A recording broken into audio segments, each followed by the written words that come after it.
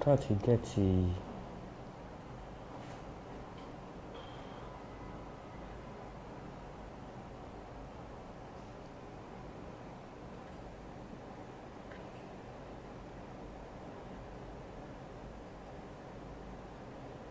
I'm not going to do. I'm going to do quite telegraph on very soon. Business Kenya.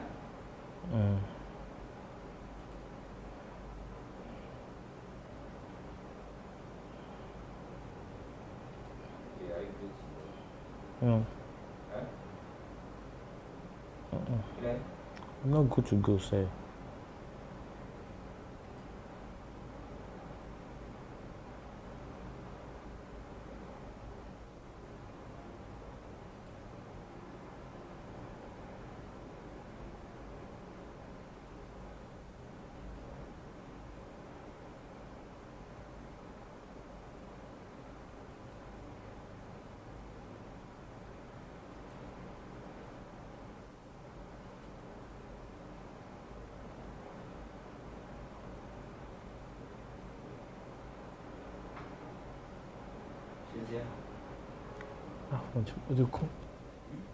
What you cool?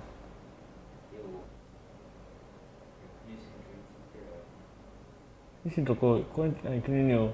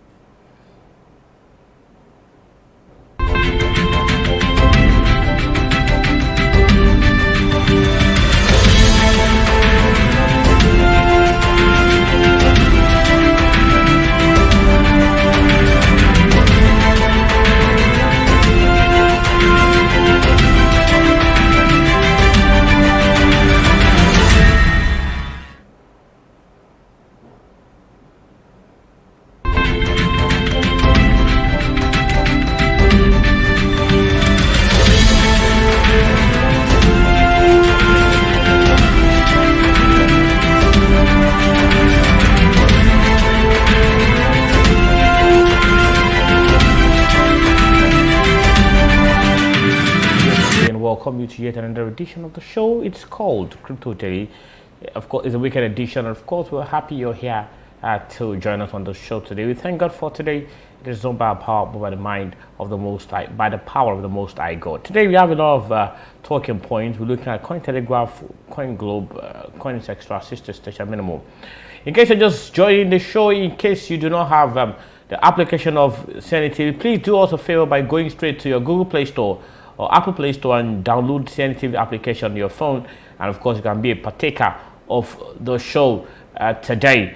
Of course, there are many other fine and of course nice content from CNETv. Away from there, of course, my name is Emmanuel Ogundedle. I will be the one in charge of the show today.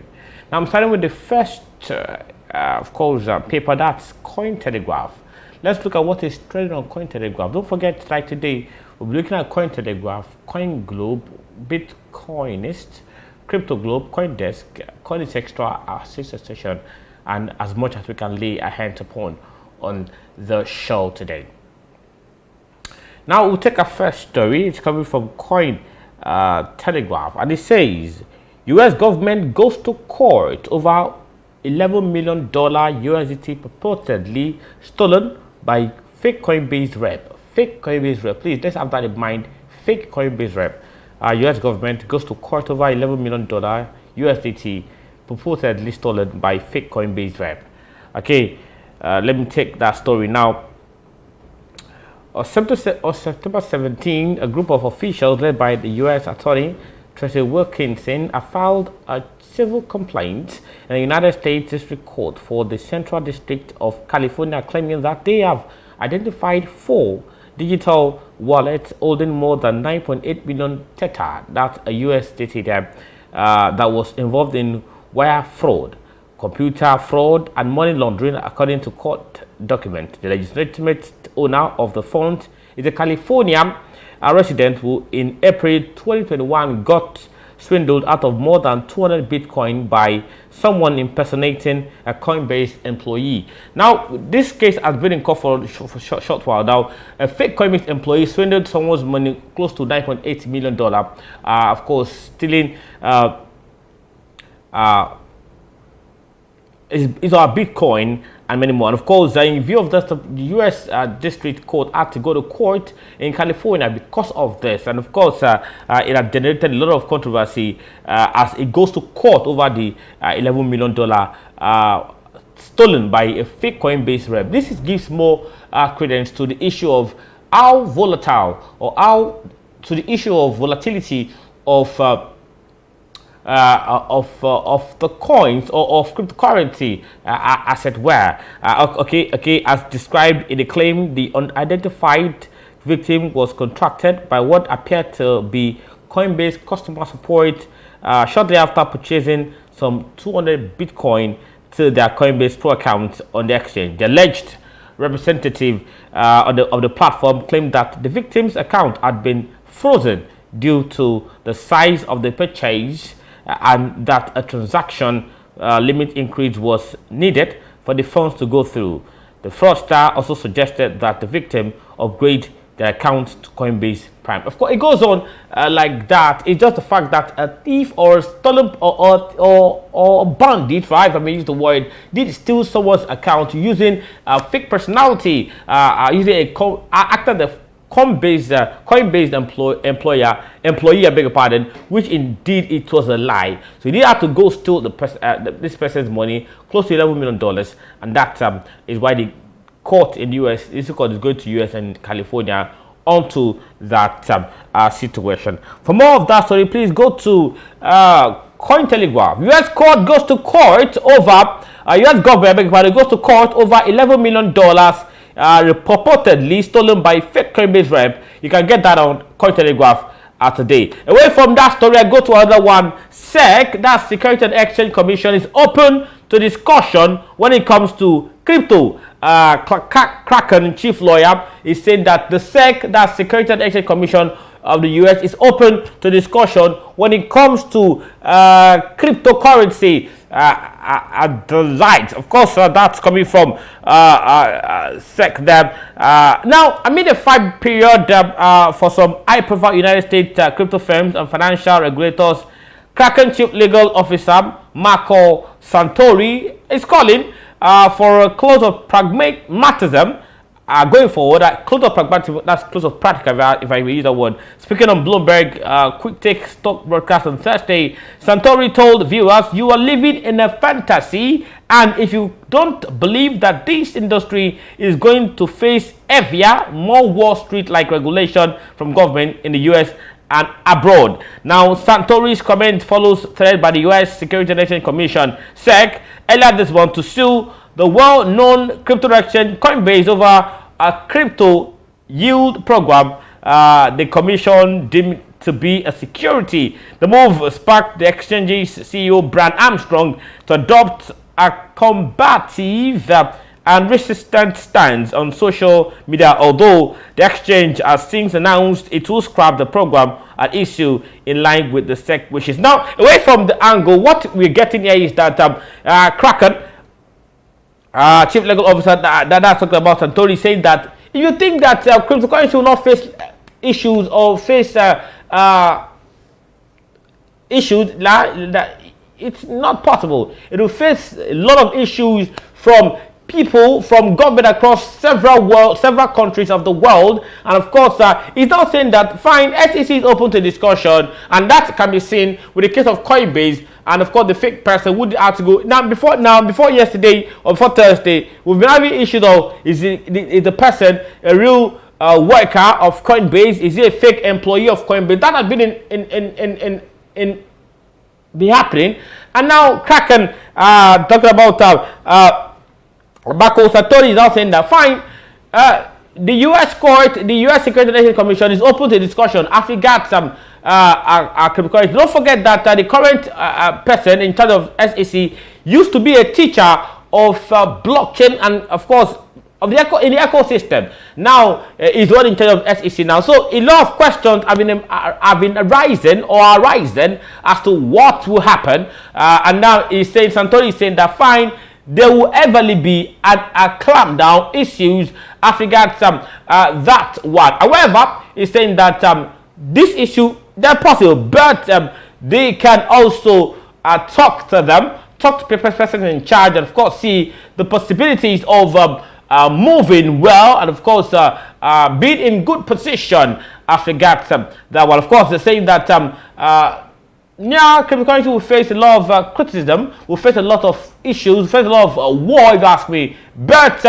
the SEC is still open to discussion as regards cryptocurrency. So this story is coming from Cointelegraph today. It says SEC is open to discussion when it comes to crypto. Kraken chief lawyer Santori is talking there. So go straight to Cointelegraph and read that story. Now, still on SEC story, or go again.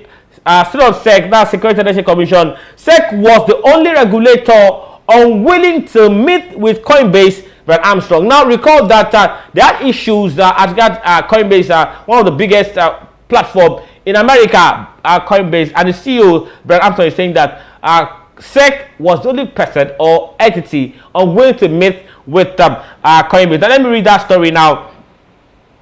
Okay. Coinbase CEO Brad Armstrong claims that the United States Securities and Exchange Commission is the only government branch that is unwilling to meet with the firm.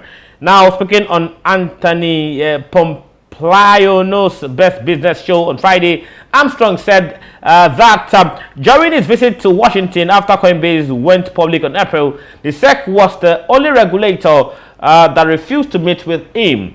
Now, let me quote him. I reached out to the SEC. I tried to get a meeting with them. They told me that they weren't meeting with any crypto companies. Now, I was kind of surprised by that because there are so many different regulators out there. Every single one has been willing to meet with us and every other branch of government, he added. Now, Armstrong highlighted his firm's issues with SEC's approach earlier this month when he revealed that the enforcement body had threatened to sue the firm if it launched its USDC lending program that offered 4% annual yields despite other firms already offering similar services. He said the SEC refused to give the green light as they did the program to be a security, but provided no explanation on how it came to that conclusion. Now, Brand is saying that Friday in April, when he was doing like a talk, that it was only SEC that refused to meet with him as regards Coinbase. Now, this is like an antagony or say our antagonistic approach to what we read from the earlier story, where Satomi is saying that SEC is willing to meet with anybody as regards crypto, willing to discuss. But Armstrong is saying, no, They didn't want to talk to me when I wanted to see them talking about Brian Armstrong, the CEO of Coinbase. So it's a back and forth thing here, and of course it's different sides to different story, or there are different sides to the story, or different folks with different strings is what we're getting now. But in all, what I would say is that this is something that needs to be looked into. If you ask me, cryptocurrency has come to stay. Cryptocurrency is inevitable. It's either you accept it or you move with your life. But I know that cryptocurrency is something that has to be, and of course it will be. Now, let me give you an example of Nigeria. Nigeria will be launching its e-Naira or Project Giant, according to CBDC, on Friday, 1st of October 2021. Now, the country, someone said that it's a sleepy move to going into cryptocurrency by the country of Nigeria. Now, the country recorder around March, April did say no to cryptocurrency. But with the look of things now, if you ask me, I feel that with the launch, or with the set to be launched e-Naira, it's just a gear towards a sleep acceptance of cryptocurrency in that country of Nigeria. Of course, these are things that we need to look at as a whole and see how it goes. But for Brian Armstrong, yeah, he is not happy. Let me quote you. He said, I reached out to the SEC, that's Security and Exchange Commission. I tried to get a meeting with them. They told me that they weren't meeting with any crypto companies. Now, is that antagonism to what Satori said, that they're willing to be with people? So it's just, but let's say, I would say maybe at that time, April, they were not willing to meet with any cryptocurrency company at that time. But now that they're saying that maybe cryptocurrency is inevitable, it has come to stay. They say, okay, now we are willing to meet anybody and see that, okay, fine, we'll be here. And of course, people will use it. So that's actually what I think as a person, if you ask me. But that's my thought, though. It's still subject to further research and of course review, if you ask me. Now the story again says that SEC was the only regulator willing to meet with Coinbase Brian Armstrong. That's coming from Cointelegraph today. Now let's leave that and go to another story. Yemen national uses crypto donations to fight starvation amid civil war. You know, the war of Yemen had been trending for close 5 years now, if you ask me. I was told that, I meant to understand that 16 million people in Yemen, and of course with 400,000 children under the age of 5 already face food supplies at critical level. Now it means that 16 million people and 400,000 children are being faced with a shortage of food, or can't even get access to food in Yemen, a war zone at the moment. Now let me read that story and then give you an explanation. Now, a Redditor living in Yemen's capital city of Satna claims to be using cryptocurrency to buy food packages for families unable to access supplies during an ongoing civil war in that country. That's Yemen. According to a Thursday Reddit post from user Yemen Voice, the Yemen national has raised roughly $12,000 in crypto donations to be used towards fighting starvation in the Middle Eastern nation. They claim to have provided 15 families with flour, rice, oil, and beans, and hope to reach 30 more in the near future. I have tried very hard to help my people by finding any possible way, said Yemen Voice. I have tried to set up online donation campaigns, but unfortunately, all online donations platforms do not support Yemen. So I thought of using cryptocurrencies as an alternative method, and indeed it was much easier and more effective. Of course, those online guys feel that funding it could lead to terrorism financing. That's why maybe are not really willing to help Yemen. But cryptocurrency, of course, it's visionless. You can't see, you can't get it. So that's another thing that we're getting from that angle there. All right, I just hope that the war in Yemen can be crushed as fast as possible. I know the war started around 2014, and it's over 6 years now, and it's still going on. It's painful, and with a country over 16 million, and of course 400,000 children, it's painful. No food, nothing. the Middle East country is being hit with a lot of menace. I must confess. Now, let me quote Yemen Voice. I received donations that transferred from my wallet to the wallet of merchants or the exchange company. We have only one company that accepts Bitcoin. Then I bought these food packages, as you can see, and distributed them to the elderly, single mothers, and orphans. Although there is no difference between young or old, everyone is starving. That's in Yemen. I created them, and I feel for them. I hope God will just touch them, and of course, they're fine, if you ask me. Now, I take another story from CoinTelegraph. Deutsche Bank analyst: Bitcoin will be ultra volatile, but it's here to stay. Wow. Bitcoin will be ultra volatile, but it's here to stay.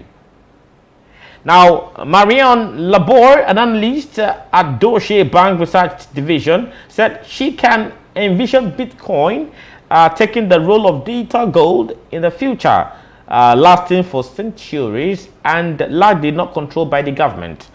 In an update to Deutsche Bank's website on what's next for the largest banking institution in Germany, Labor said she could potentially see Bitcoin to become the 24th century digital gold, but warned investors against the crypto asset volatility. According to the analyst, most Bitcoin BTC purchases are made for investment and speculations rather than keeping the coins for a medium of exchange. Okay, that's coming from someone's thought there. Now, just a few additional large purchases or market exits can significantly impact the supply deemed equilibrium, said Labor. Bitcoin is too volatile to be a reliable store of value today, and I expect it to remain ultra volatile in the foreseeable future.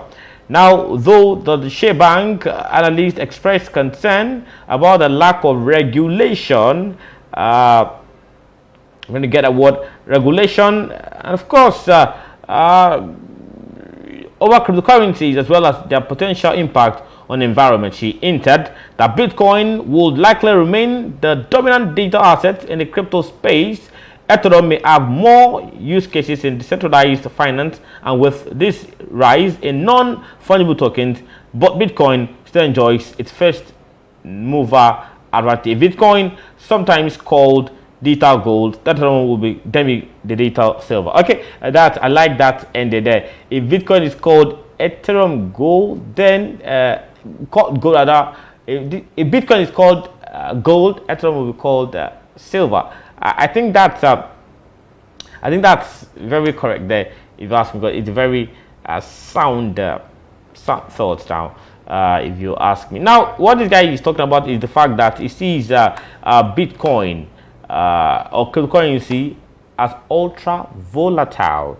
That's what it seems, and of course, it's big there, and of course, that's what he's saying. Now, if you look at a lot of people are talking about the fact that Bitcoin is volatile. This one is in ultra, which means it's bigger and more. Of course, that is what ultra means fast.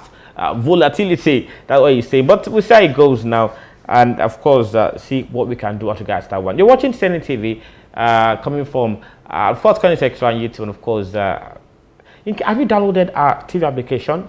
The question I need to ask you today: if you've not downloaded the application, please do well to download our TV application on your Google Play Store or your iOS. Just go straight to any of the store that you use. If it's iPhone, go straight to iOS, and of course, download CNETv.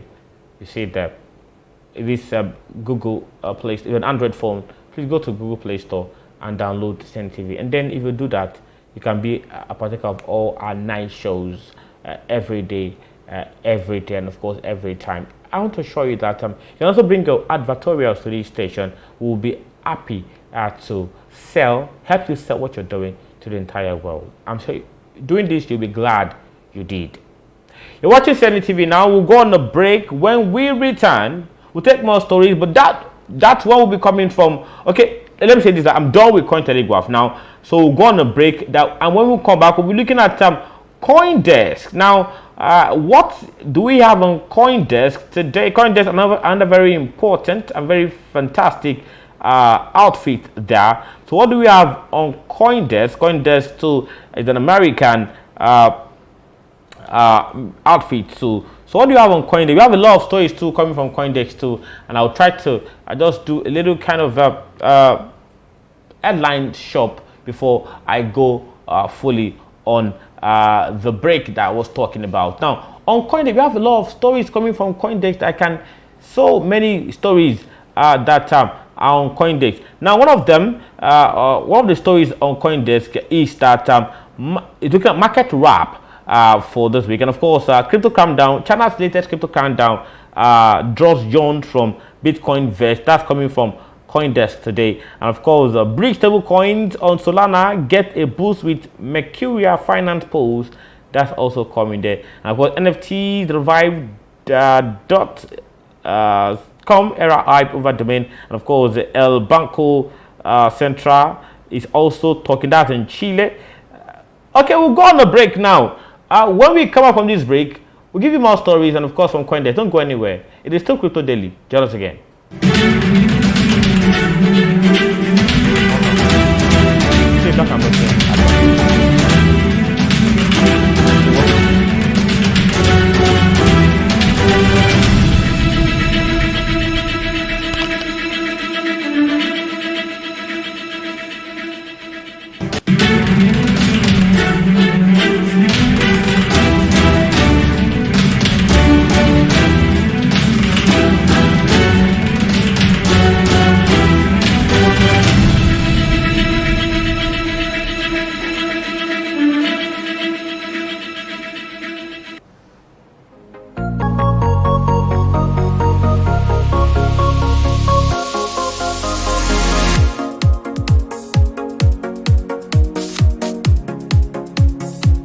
CNETv, the first and leading 24/7 live broadcasting blockchain, cryptocurrency and FinTech TV application.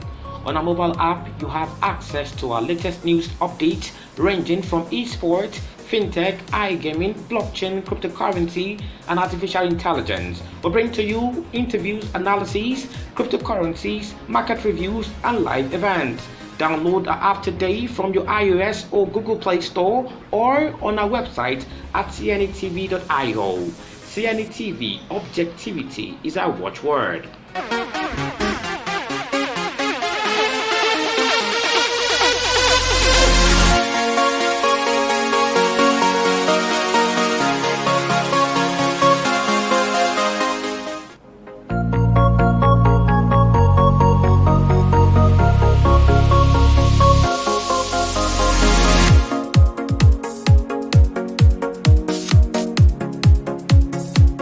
CNETv.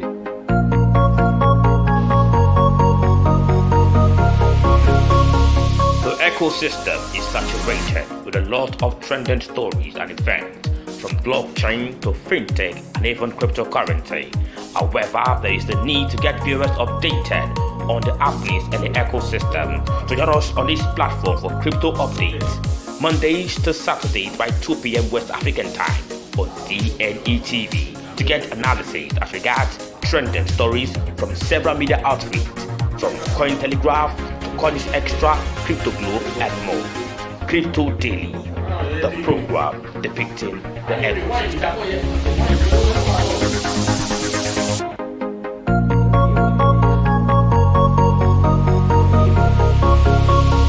The ecosystem is saturated with a lot of trending stories and events, from blockchain to fintech and even cryptocurrency. However, there is the need to get viewers updated on the happenings in the ecosystem. So join us on this platform for crypto updates, Mondays to Saturdays by 2 p.m. West African time on CNETv. To get analysis as regards trending stories from several media outlets, from Cointelegraph to Coins Extra, Crypto Globe and more. Crypto Daily, the program depicting the ecosystem.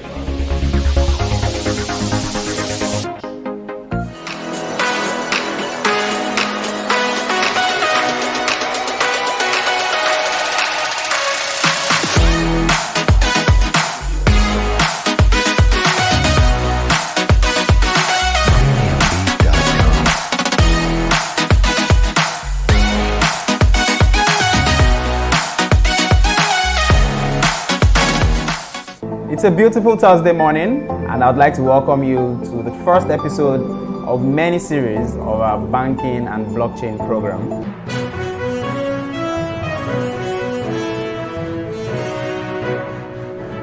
My name is Olubumi, and I'll be your host. This series is proudly brought to you by CNETv, and we'll be having it every Thursday, 1 p.m. Nigerian time. Banking has experienced significant growth and development over the last few decades. We'll be looking at a lot of topics, and we'll be bringing in experts from all around the world to discuss how blockchain can be applied to banking, use cases that can be used for blockchain in banking. Now, first, blockchain is not a cryptocurrency.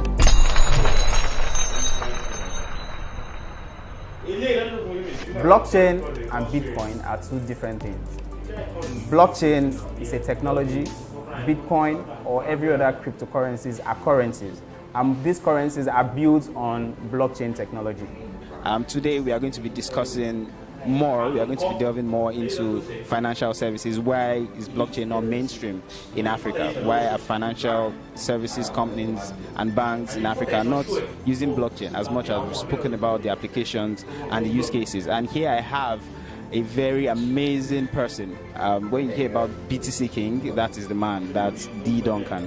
But generally, what do you think the challenges are? Because it's expected that such a technology that carries such power and can give us such a huge solution to a lot of our problems is not mainstream yet, like it's not being used. So what are the challenges that you see to it being mainstream?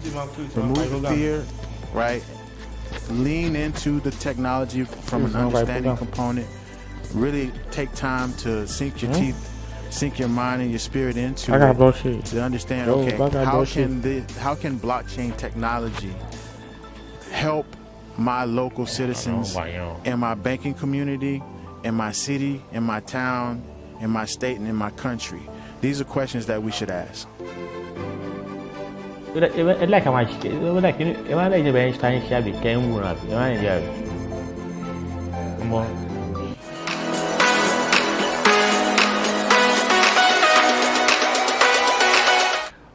Welcome back. You're still watching the show Crypto Daily, coming from a Simple Classic station. Of course, CNETv, and of course, your number one talk station when it comes to the ecosystem. Now, before we went on break, we're looking at Cointelegraph. We had a lot of points, SEC talking, Coinbase, Brian Armstrong talking about SEC, that Security and Exchange Commission. We had Yemen issue too. We had Satori talking about a lot of stories, and of course, we have Deutsche Bank also talking as regards one or two issues there. Now we're leaving Cointelegraph, now we're now going to CoinDesk.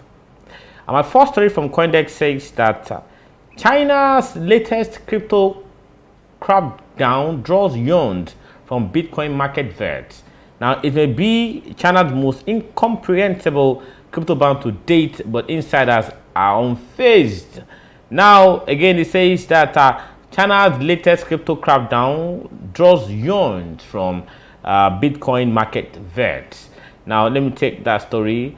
A fresh crackdown by Chinese authorities on cryptocurrency trading sent Bitcoin tumbling on Friday to like $42,000. But to veteran traders and analysts in the notoriously volatile market, it all seemed like a big bag of deja vu. The seventh 100th or 11th time for in one analyst's words that China has cut down on crypto. Bitcoin price was down about 4% over the past 24 hours to about $42,150. That's still up from about $29,100 at the start of 2021 for 45% year-to-date return. That's more than double the gain of the S&P 500 index. That's coming from that analyst there. Now, yet again, the Chinese government has cracked down on Bitcoin since 2013. It has done so at least 7 times now, and twice this year already. While each time this happens, the market reacts with a price drop. Each time the effect is smaller and more short-lived. The China banned Bitcoin story has gained almost a meme-like status in the Bitcoin community because of this. That's coming from Yuan Hu, CEO of Amplify, a digital asset trading and mining network. Now, what they said is saying that the mining, the ban on crypto or the clampdown on cryptocurrency or Bitcoin rather is affecting, or cryptocurrency is affecting the entire world, of course, affecting the ecosystem as a whole, because when you ban them, it affects the mining that is taking place, and of course, and for oftentimes when that happens, affect prices of Bitcoin or cryptocurrency as a whole. Recall sometimes this year, and these are issues that needs to be discussed. But what the guy is saying is that the crackdown by China should not bring about any hyper, because it's what we see over and over again. The guy says like 70 something times it's happened, and of course, so he feels that they need to start looking elsewhere and see it as the norm. From 2013, the ban on crypto. So the story goes on, and it's coming from CoinDesk. It says China's latest crypto crackdown draws yarns from Bitcoin market vets. You can read that story and get enjoy it. And of course, bridge stablecoins of Solana get a boost with Mercurial Finance polls. And that story coming from CoinDesk too. Bridge stablecoins on Solana get a boost with Mercurial Finance polls. Now, let me read that story. Now, Mercurial Finance has launched a liquidity poll for wormhole wrapped stablecoin assets.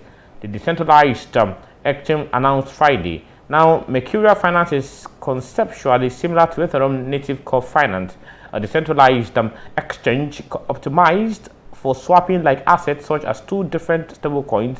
Mercurial is backed by the DeFi, that's decentralized financing, alias incubator.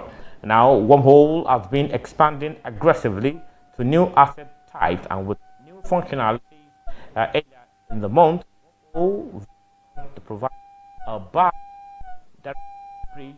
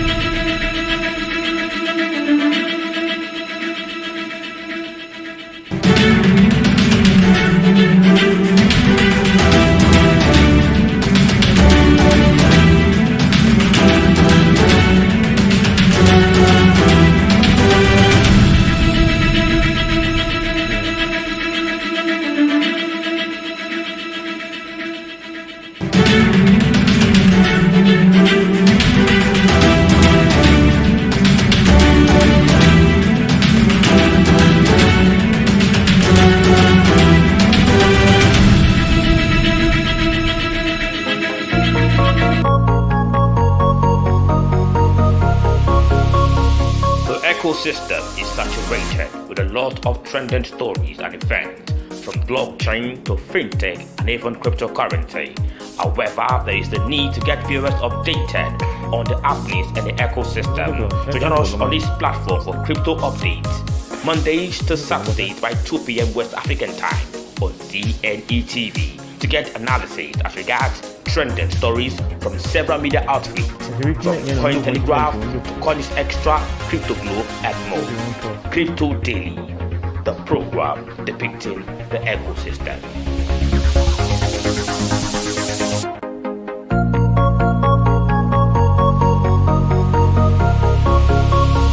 The ecosystem is saturated with a lot of trending stories and events, from blockchain to fintech and even cryptocurrency. However, there is the need to get viewers updated on the happenings in the ecosystem. So join us on this platform for crypto updates, Mondays to Saturdays by 2 p.m. West African time on CNETv, to get analysis as regards trending stories from several media outlets, from Cointelegraph to Coins Extra, Crypto Globe, and more. Crypto Daily, the program depicting the ecosystem. Hi, welcome back to watching Crypto Daily, and of course, last segment before we leave the show today, I'm going to be looking at just headlines because of our time on this platform today. Now, unlock blockchain, unlock BC. Egyptian blockchain messaging platform receives investment from Swiss. That's a good one for them. That's Egypt-based Pravis, a blockchain messaging platform which empowers user privacy and security. Of course, has received investment from Swiss, Switzerland, CVVC there. Good one for them. And of course, 4 South Korean crypto exchanges meet new regulatory rules. Only 4 South Korean crypto exchanges out of a total of 63 crypto exchanges have at the moment meet the rules in South Korea, which is good now. If 4 can meet, it means others can still try and meet. So good one for those 4, and I hope the remaining 59 can work hard and of course work assiduously to make sure they meet the demands or the necessary requirements or prerequisites to work or to function in South Korea. And of course, UAE investment owned Conago implements blockchain. Everybody's adopting blockchain ledger because you know why? Because it is simple, easy, and of course one of the best to work with. And they call that Singapore, Saudi Arabia, God's own country, as it were. Of course, is actually using blockchain to sell that crude oil, which is very good if you ask me. And of course, China turns the crypto market red. Okay, that's also there as reported by Reuters, and of course the many others news agencies, 10 Chinese government agencies, including that of course clamp down on China, on Chinese government. Of course, that on cryptocurrency part. Dubai-based Jimmy claims to be the first NFT marketplace in MENA, and that's also that. Now let me go straight to Cointelegraph. Let me look at headlines on Cointelegraph because our time is fast spent as at the moment. I have just 3 minutes to leave the show here. ARK Invest Katiwu doubles down on $500,000 Bitcoin prediction. Discuss crypto regulation. That's coming about Katiwu there. Of course, we've seen that happen at this point in time. Of course, these are things that we get to understand. Of course, at this point in time, you're watching Crypto Daily. Of course, if in case you don't know, we have a lot of stories here, but because of our time, we cannot but drop the curtain on this show at this time. Many thanks for those who watch the show, and of course, we'll expect your comment. And of course, the submissions. Just go straight to our comment section, drop your comment, and of course, we'll be happy to give you a feedback. Meanwhile, for those who have watched, thank you very much. And in case you've not downloaded the CNETv application, go to your Google Play Store, iOS, and download our application, CNETv application. Download it, and of course, register and be a partaker of all the juicy that will be given to you from this angle. On behalf of everybody in the building, from Lee, from Ekene, from Dayo, from Maria, and of course, Ichewede, my producer. Thank you for watching the show. We'll come again on Monday. I will expect that by Monday, maybe crypto would have done better than it is at the moment. Many thanks for all of you. My name is Emmanuel Ogundele. Please, at 4 p.m. West African time, we'll be having news with Maria Olga. Thank you for watching. Have a fantastic day, and of course, enjoy your weekend. Bye for now.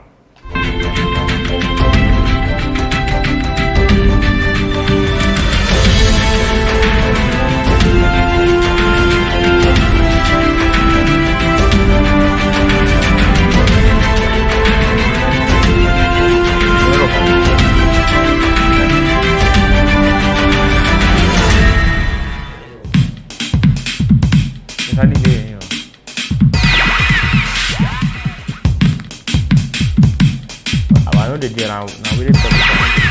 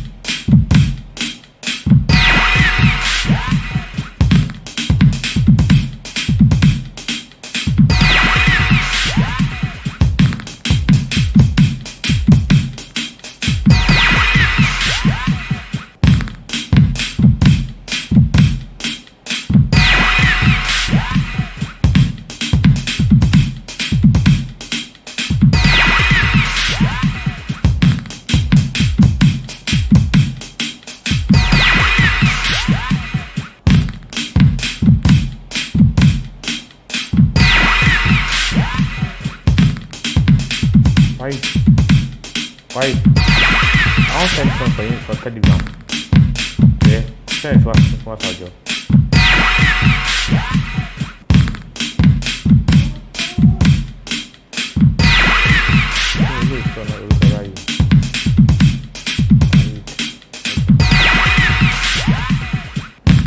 After the Telegram, Maria, okay.